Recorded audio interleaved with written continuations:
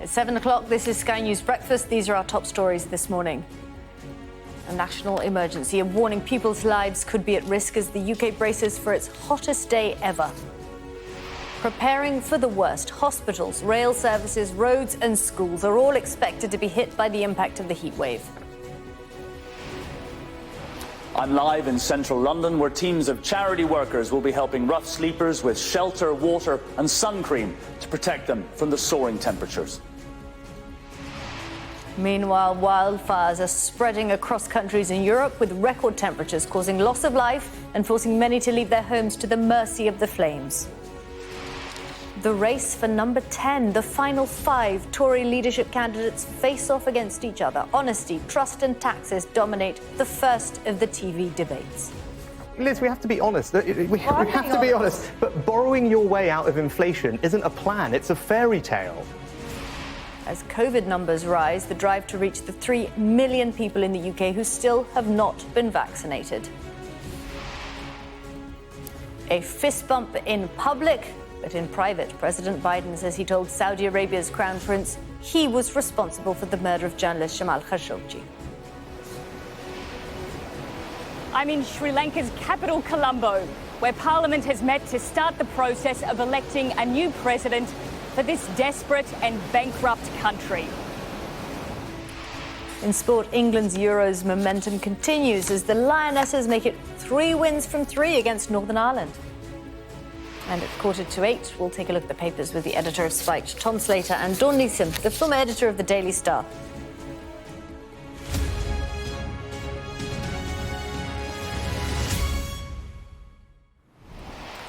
Good morning. Welcome to Sky News Breakfast. The UK is preparing for the hottest weather it has ever faced, with temperatures that could reach 40 degrees Celsius for the very first time.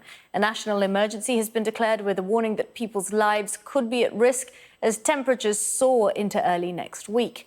The government says it will continue to work closely with the NHS and other sectors through the weekend. Now, on Monday and Tuesday, the UK will be at a red heat warning and level 4 health warning, which means the heatwave is considered a national emergency. The NHS is now preparing for an influx of patients as the heat could cause illness and even death among the fit and healthy. But the greatest concern is for the vulnerable, with people being urged to check now that relatives and neighbours are prepared. Rail customers are being advised to only travel if absolutely essential, as restrictions to protect safety will cause delays and cancellations. On the roads, more breakdowns are expected, especially for those with older cars, and drivers are being advised to avoid journeys at the hottest times of the day. Meanwhile, some schools are considering closing for the days at the peak of the heatwave, with others taking measures such as closing early or relaxing uniform policies to help students cope with the heat. We can get more on this now with our weather presenter, Kirsty McCabe. Good morning to you, Kirsty. So what exactly is causing this heat? Good morning. The hot weather's coming all the way from North Africa, from the Sahara. It's a perfect storm, really, a setup where high pressure's in the right place to allow the winds to be driven up from the south, and that very hot air has travelled all the way across Spain, Portugal, France and now towards the UK. And the heat's going to build through the weekend. Now, you may already be aware that we've had some really high temperatures across parts of Western Europe and wildfires as well. And worryingly, now the hot air is heading our way. And it is going to be really a case of watching the numbers rise over the coming days. We're looking at around maybe 28 or 29 today, and then we head into the 30s through tomorrow.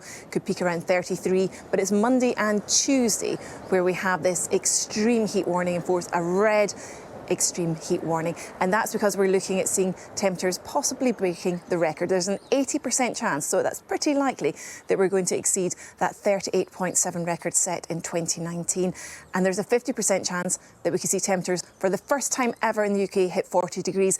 And I know I hear a lot of people talk about, I remember back in 1976. If I had a penny or a pound for every time somebody said, I remember back in 1976, well, I probably wouldn't be up so early in the morning. But what I have to say is that it's very different to then. It is exceptionally hot spell of weather. And we're taking it seriously because heat can be deadly, it can be fatal. The impacts are quite wide. It puts a lot of stress on the body because we're not just talking about high temperatures by day, we're talking about high temperatures by night. We talk about tropical nights where temperatures don't drop below 20 degrees all night, and that's really uncomfortable to sleep in. So we're talking about the stress on the human body, and then also just the impacts on infrastructure, in terms of like rail, in terms of power at home, you might struggle with as well, power cuts. And there's also concern for people trying to cool off in the heat that there's water safety incidents as well. You've got the cold water can shock the body, and then also just dangers as well if you're jumping into a quarry, lake or whatever. These things are all really crucial, and we will hear more about that in the coming days as the heat builds. So it's important to be aware. I know I sound like I'm maybe nagging on about the heat, and we all do like a summer day, but this is more than summer. It's exceptionally, extremely hot, and we've not seen temperatures this high ever in the UK. So we are quite concerned about the temperatures for Monday and Tuesday. And the heat isn't just going to affect a small part of the UK. We've got amber warnings extending right across England, Wales, even into southern Scotland as well. So over the coming days, we'll see the temperatures really begin to rise. And initially, it is going to be quite a dry heat, and it is a fairly short spell. So Tuesday into Wednesday, we'll start to see the humidity build. That will really be quite uncomfortable, and then things likely to end with a thundery breakdown. But it's worth being aware and taking precautions. I know for myself, my children's school taking care next week, because it's dangerous to the young and the elderly, but just about anyone could be affected by such high levels of temperatures. OK, Kirsty, thank you so much. Well, one group of people likely to be vulnerable during the coming extreme temperatures are the homeless. The Mayor of London, Sadiq Khan, says emergency measures have now been put in place to help. This year, for the first time, we've issued a severe weather emergency response in summer. Normally, we do this in winter when it gets really cold and it's dangerous for people to be sleeping out in the cold weathers. What we've done this year, working with excellent councils and charities, is issued a severe weather emergency response now. Our correspondent Matthew Thompson joins me now from St Mungo's homeless shelter in central London. How are they getting ready there, Matthew? Will you join me from the mainframe of St Mungo's homelessness charity in Westminster in central London? And it's from here, from this nerve centre, if you like, that teams of specialists will be going out all over the capital to provide whatever help and assistance they can to largely rough sleepers. In fact, I've been told they've had 19 referrals just in this borough alone overnight for people who are potentially vulnerable because of these temperatures. And that work will only be stepping up as we head into Monday and Tuesday. Now, we're joined now by one of the members of staff here at St Mungo's to tell us a little bit about the work that you're actually doing. So could you explain for us exactly why homeless, particularly rough sleepers, are so vulnerable, and what it is that you guys can do about it in the short term? Sure. So for us at St Mungo's, rough sleeping is always dangerous, but in this kind of extreme weather, it's particularly dangerous. There's no shelter, people don't have access to sun cream, water, and for the most vulnerable, most people have underlying health conditions anyway, so they're even more at risk. So for us at St Mungo's, we're kind of going out and doing extra shifts, targeting the most vulnerable, trying to get them into accommodation, offering sun cream, water, and just checking in with people, really, making sure they understand the risk of being in the sun all day. And I mentioned referrals that you guys have had in already. How can the members of the public, anyone watching this now, how can they get in touch with you if they've got concerns about someone who's so it can play a really key part in this. There's an app called StreetLink. You can Google it, where members of the public and homeless people themselves can log where they're rough sleeping, and then our outreach teams will get that kind of notification and go looking for those people. So it's a really key role they can play in that.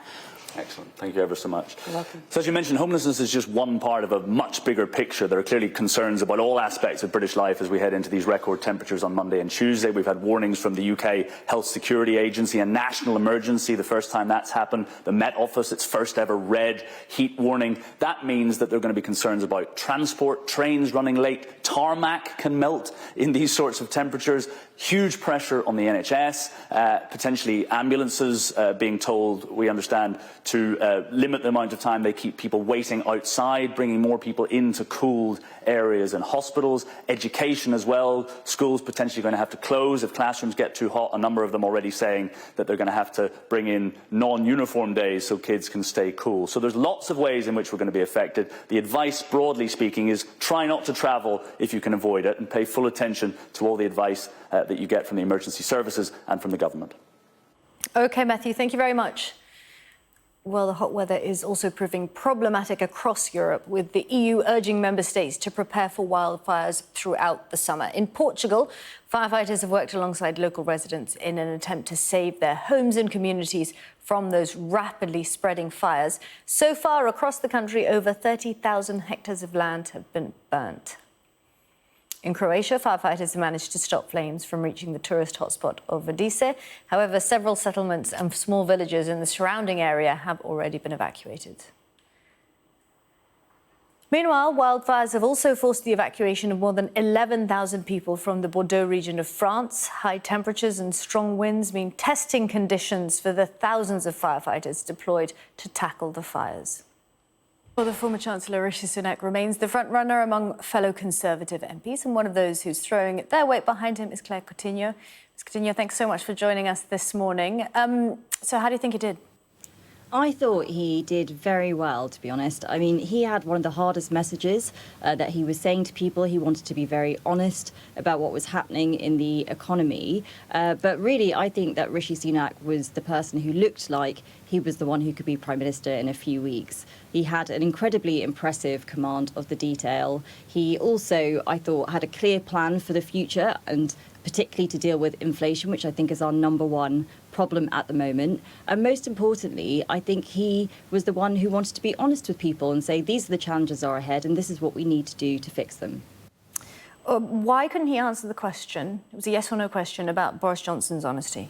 Well, I think he did answer that question. He said that when he resigned, honesty and trust was part of that. And I think, the truth is that for all MPs, we will feel that, Boris Johnson, for a lot of people, was the person who delivered Brexit. I think for a lot of people in the country, that was a ability to deliver something that was part of their connection to him. And obviously, in the last few months, there have been other challenges and things which have happened which meant other people have felt that he's not honest. So it's not, I think, very easy to have black and white answers to these questions. But the truth is, a number of people resigned from government last week, and Rishi Sunak was one of them. But he couldn't say Boris Johnson was honest. So do you think he's honest about that? And why couldn't he just say no to that question if that's what he thinks? Well, I think he was very honest about that. He talked about the fact that he resigned. I think resigning was a principled position. He set out exactly why he did that in his letter. And as I've explained, and Rishi has said in this campaign, I don't think anyone should completely denigrate what Boris Johnson has done over the last couple of years. He did deliver Brexit. He did very well with the things like the vaccine rollout. And I don't think it's right to completely trash someone's reputation. But at the same time, when honesty and trust in politics had become a challenge, he did take that difficult decision and he did resign. And actually one of the central tenets of his campaign at the moment is to restore trust.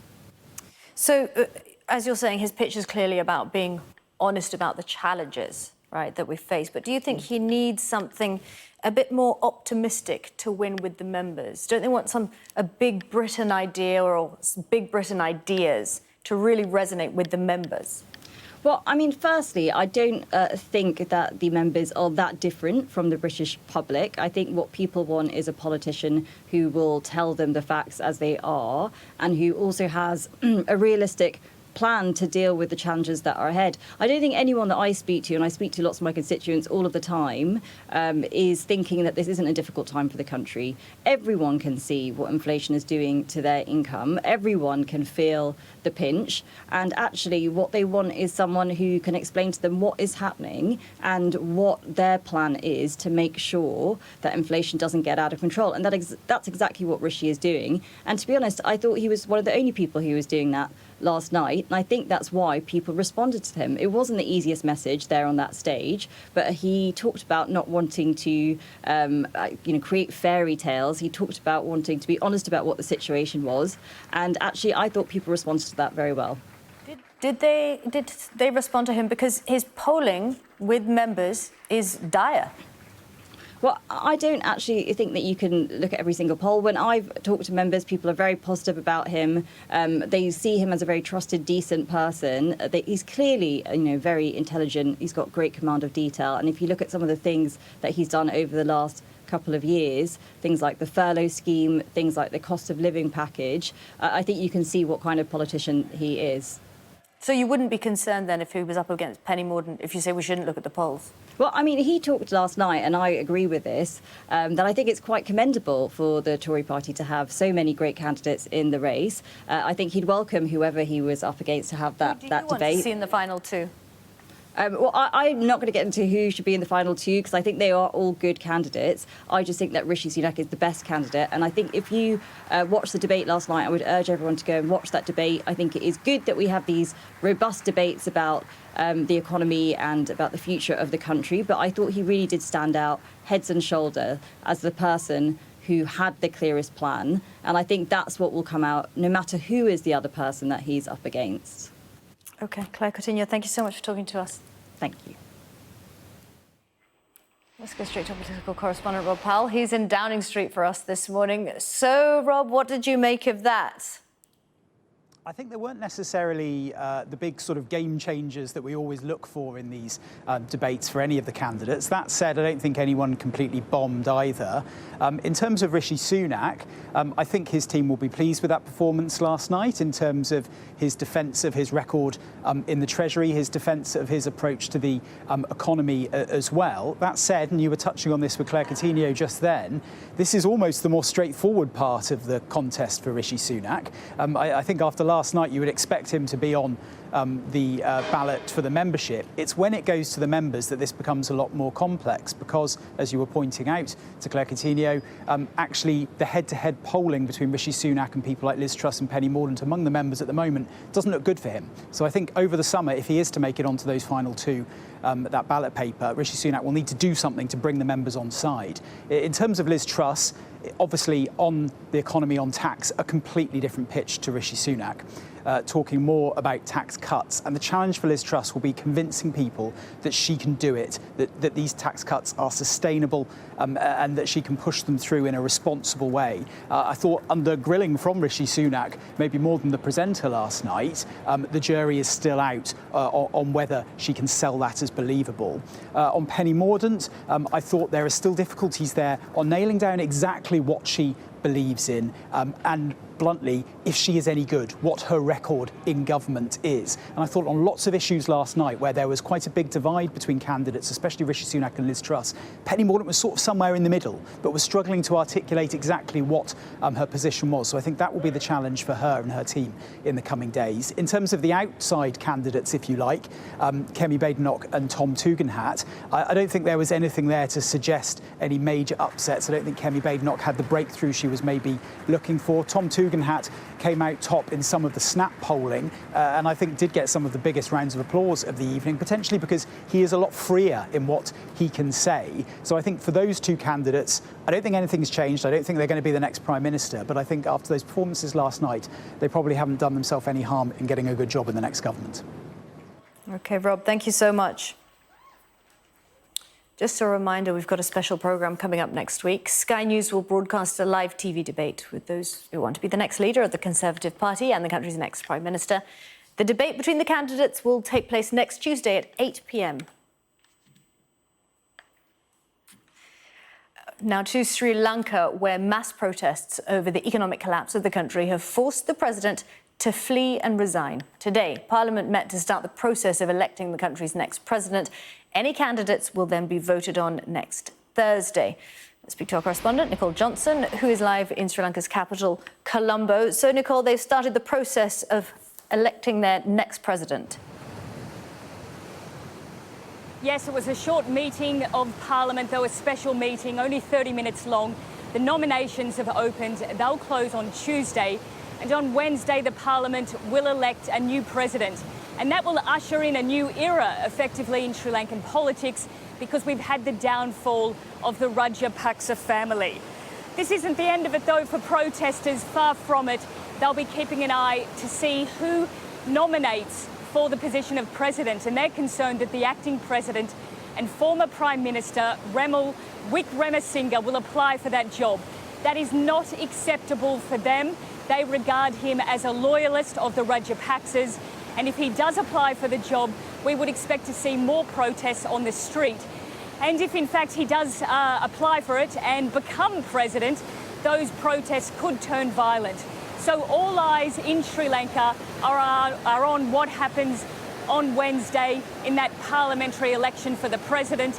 At the same time, though, the economic situation here is just as bad as ever. The Rajapaksas burned through the country's foreign reserves. Severe economic mismanagement have meant that there's no money left to buy basic supplies like food, fuel and medicine. And what we've seen here in Sri Lanka is a spectacular fall of a middle-income country that's now effectively bankrupt. Nicole, thank you very much. Well, President Joe Biden met with Saudi Arabia's Crown Prince Mohammed bin Salman for the first time yesterday. The pair fist-bumped upon Mr. Biden's arrival in Jeddah for talks to reset relations between their two countries. While a presidential candidate in 2020, Joe Biden called Saudi Arabia a pariah over human rights abuses, particularly the murder of the journalist Jamal Khashoggi in 2018. Speaking after 2 hours of meetings, President Biden said that he told the Crown Prince that he thought Mohammed bin Salman was directly responsible for the murder of Khashoggi. He basically said that he was not personally responsible for it. I indicated I thought he was.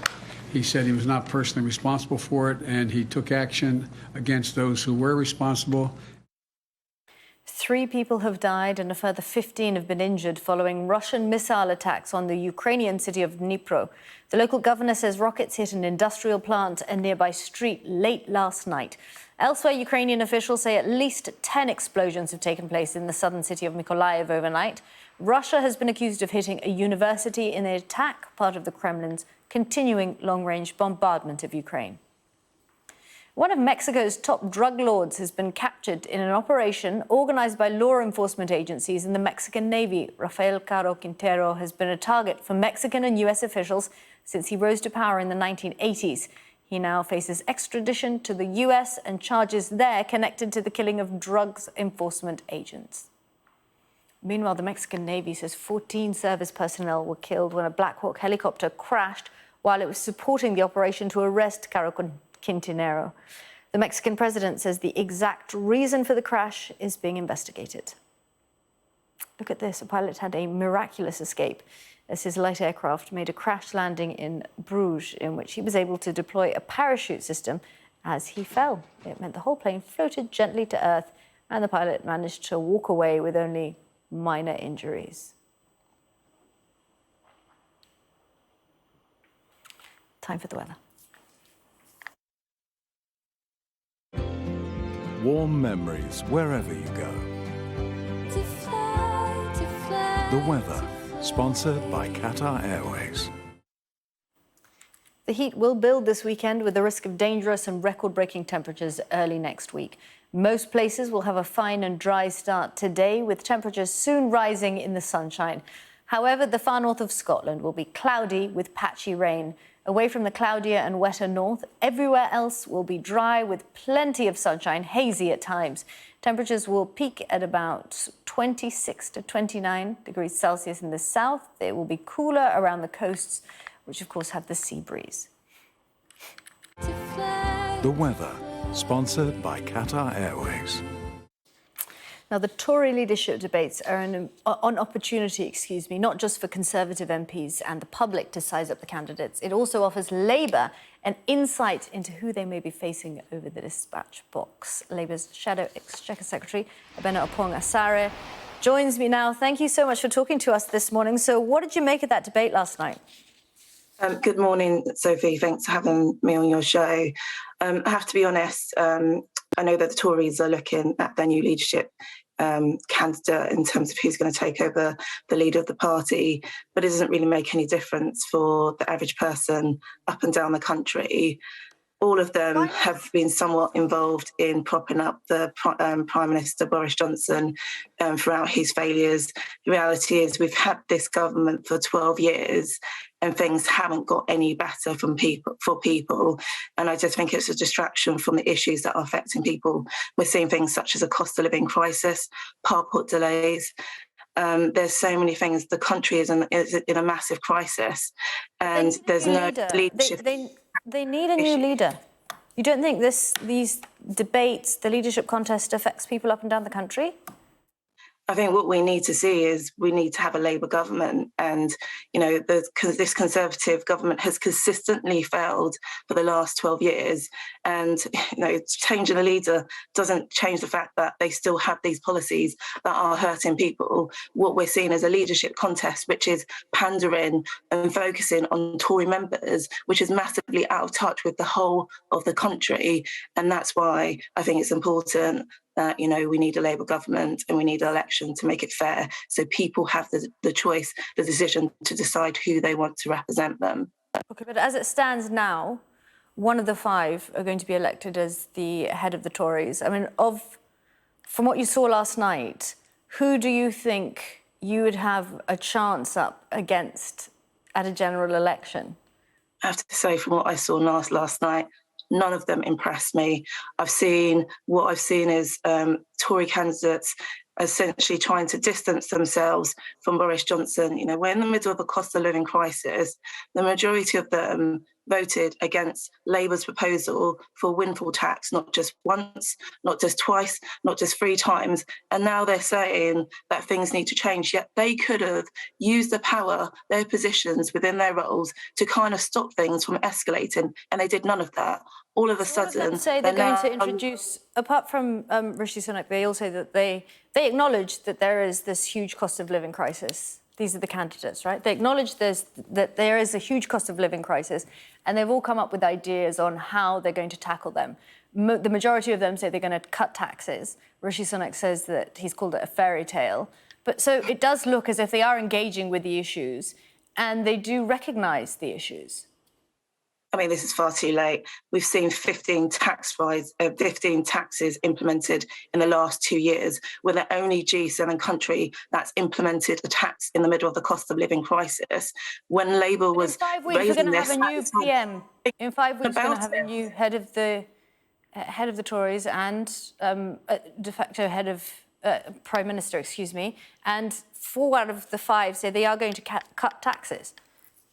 The devil's in the detail. I've seen these promises made by these Conservative government before, and some of those Conservative candidates, and nothing's materialised. We need to see what's going to happen. But what I'm seeing is a lot of things being promised in terms of how there's going to be low taxes, but there's no real plan in terms of how that's going to be addressed. And I think it's really important, if you get the opportunity to kind of question them on how this would realistically be delivered. OK, so if they did come up against Keir Starmer, a lot of people say he just doesn't have the charisma to carry Labour through a general election and to actually win. I fundamentally disagree with that. I think that Keir Starmer is showing leadership in terms of where the government hasn't been. How is he doing that? Well, what we've seen is the government has been distracted by internal fighting, the Conservatives. They've been distracted by the fact of... So what is Keir Starmer doing to show leadership? Well, Keir Starmer has been having conversations with people up and down the country, has been showing a real alternative in terms of leadership, in terms of how Labour will do things differently. He has consistently said that the government needs to have a clear plan to address the fact that the economy isn't growing, and has provided recommendations in terms of how to do this. We've seen things being implemented by the government in terms of the fact that national insurance contributions have been increased in the middle of a cost of living crisis. And I have to say, I find it quite baffling that last night some of the candidates were saying that now they're going to remove it, yet the fact that when we consistently raise that this shouldn't be done, they wouldn't listen. Is it because, cut taxes? So what would you do to deal with the cost of living crisis? I think we've made this position very clear. So what we've said is that we need to look at the economy in terms of how to grow it properly. We've said that the national insurance contributions increase, and national insurance contributions now is not the time to be delivering this. We need the government to also address the fact that this winter things are going to get a lot worse in terms of energy bills that are going to be increasing. And we've looked at how there needs to be a long-term plan to address the energy crisis. A lot of the things that we have recommended in terms of coming from Labour, I have to say they have been later imitated by the Conservatives, because it's quite clear they're running out of steam, they've got no plans, and we're leading in those areas and they're following on the issues that we're proposing. OK, thank you so much for talking to us, Abena Opongasare. Thank you. Still to come on Sky News Breakfast, we'll have a look at some of the stories making this morning's papers. Tom Slater, the editor of Spiked and the former editor of the Daily Star, Dawn Neeson, will be back again with us.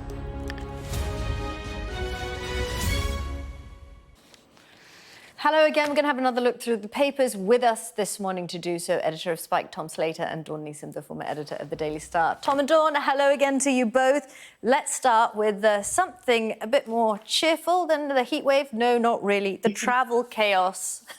What's this story in is the Telegraph? Tom.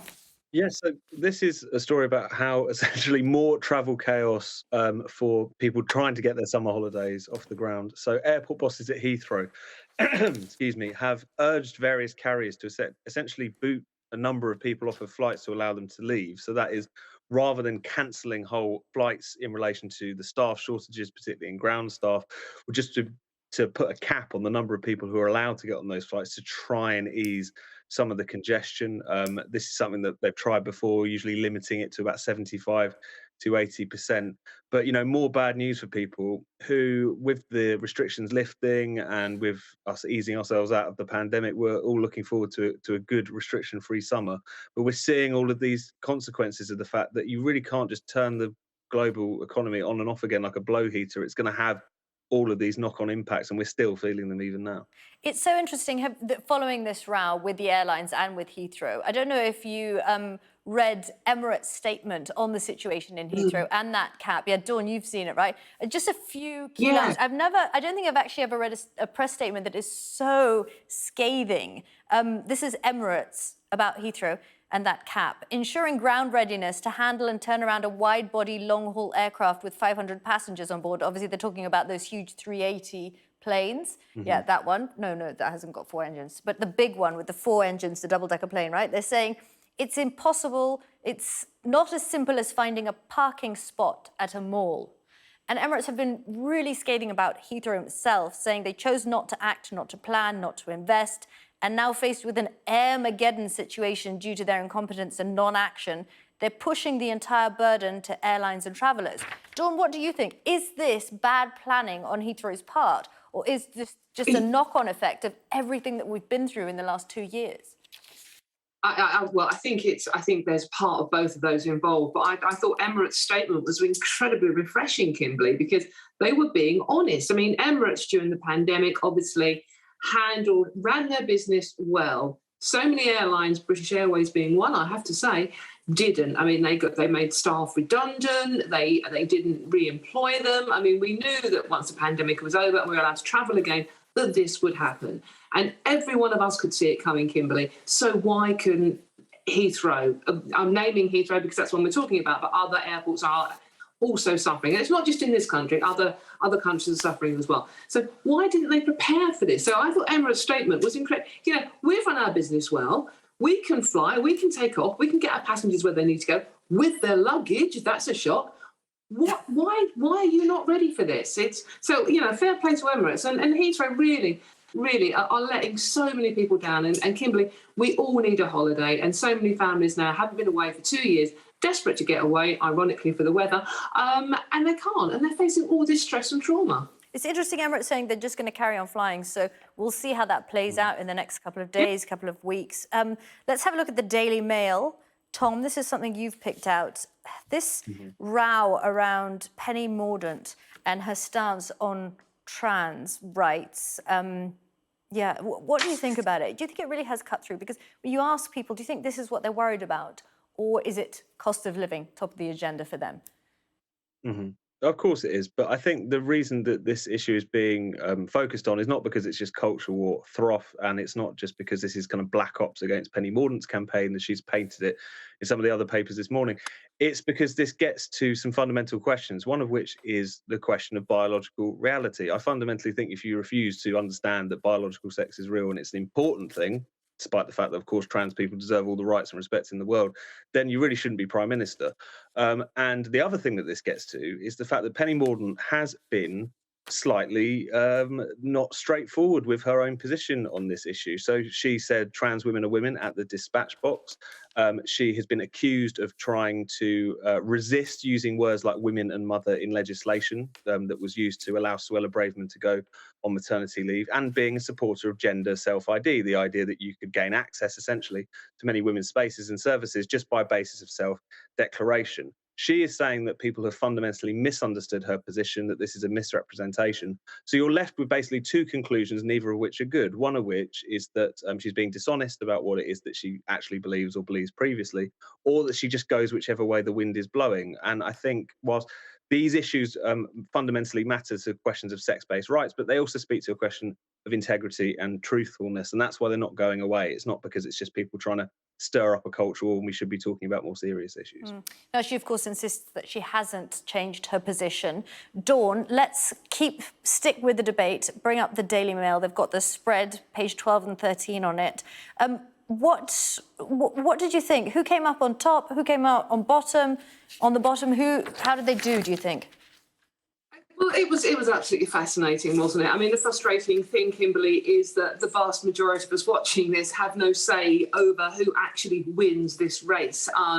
And, you know, only Conservative Party members can actually vote on this, and the vast majority of the population aren't. I think it's about, I don't know how many there are, actually. It's quite difficult to find out. However, I mean, you know, the Mail is there saying that, you know, there was no clear winner. I mean, I personally think that Tom Tugendhat won on the performance alone. I mean, whether he is experienced enough or well-known enough to become the ultimate leader, but I thought he was quite impressive last night. He showed a sense of humour.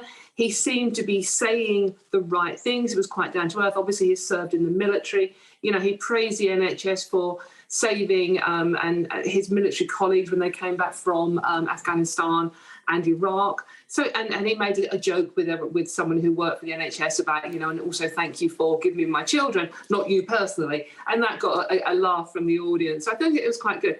I thought, me personally, I thought Liz Truss was quite wooden. And the one thing, I know this sounds really shallow, but Liz Truss was dressed exactly how Margaret Thatcher used to dress as well, with the pussy bow blouse. Is that what they're called? And so I thought she came across as wooden. I thought maybe that Rishi Sunak, I mean, I know this is going very shallow, Kimberley, but why wasn't he wearing a tie? I'm sorry, I don't want casual... Said that. OK, we're going to have to leave it there. Tom, we want to hear what you think about the debate. So next hour, we'll ask you. But we've got to take a break now. Dawn and Tom, we'll see you in an hour. Thanks both. Still to come here on Sky News Breakfast. Temperatures rise and the UK prepares to enter a state of national emergency.